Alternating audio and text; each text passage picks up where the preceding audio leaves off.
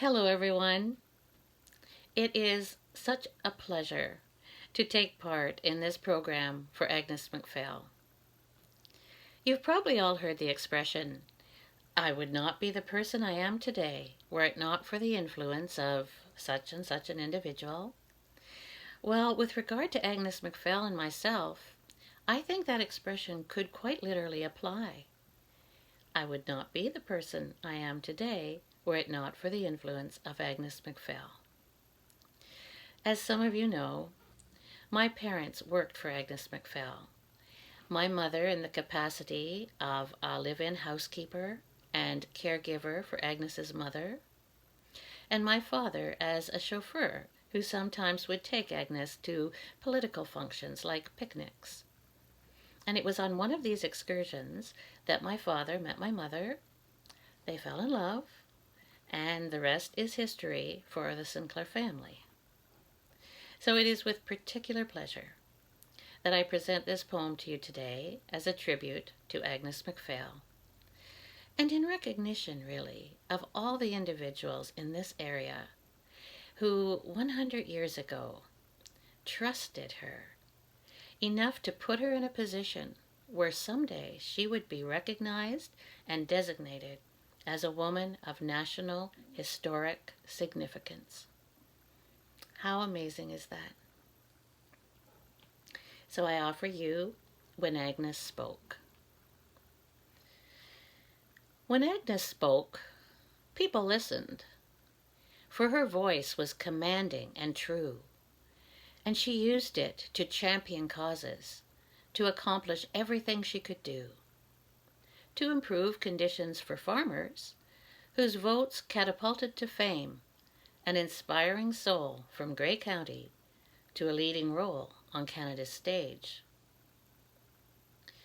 When Agnes spoke, people listened, as her voice rose upward and smashed those barriers to gender equality in society's ceiling of glass.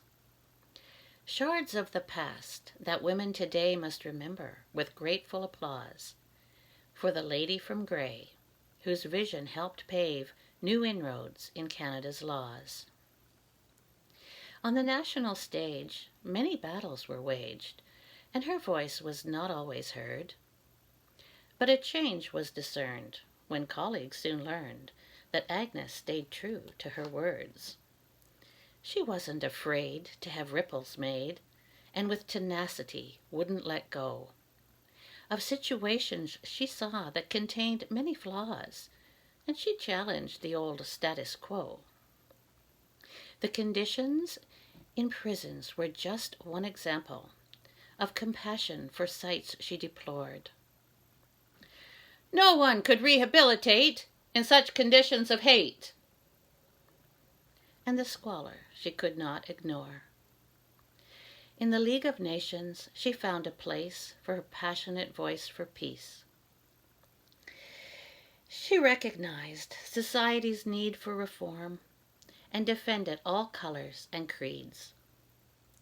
And when hecklers berated her vision, or when opposing issues were raised, her humor, blended with a knife-sharp wit, was a trademark approach she engaged.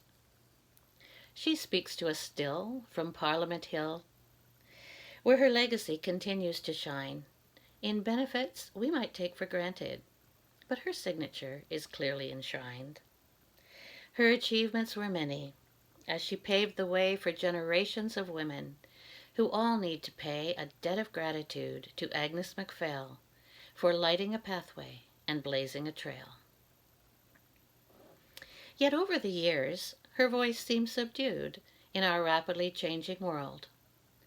But thanks to the efforts of people with vision, we're remembering our Grey County girl who rose to fame from a humble life, without wealth or advantage beyond a pioneer family whose values and guidance shaped a character determined and strong.